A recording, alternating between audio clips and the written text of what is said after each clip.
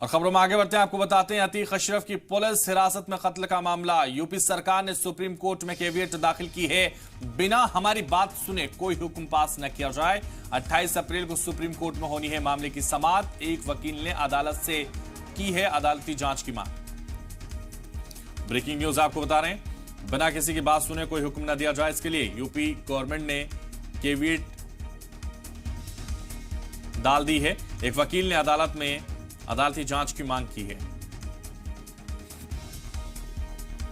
तो अतीक अशरफ की पुलिस हिरासत में कत्ल का मामला, यूपी सरकार ने इसके लिए कैवियट दाखिल की है। कैवियट दाखिल करके कहा गया कि बिना हमारी बात सुने कोई हुक्म पास ना किया जाए। तो अतीक अशरफ की पुलिस हिरासत में कत्ल का मामला है। यूपी सरकार ने सुप्रीम कोर्ट में कैवियट दाखिल कर दी है, बिना हमारी बात सुने कोई हुक्म पास न किया जाए। 28 अप्रैल को सुप्रीम कोर्ट में होनी है मामले की समाअत। एक वकील ने अदालत से की है अदालती जांच की मांग।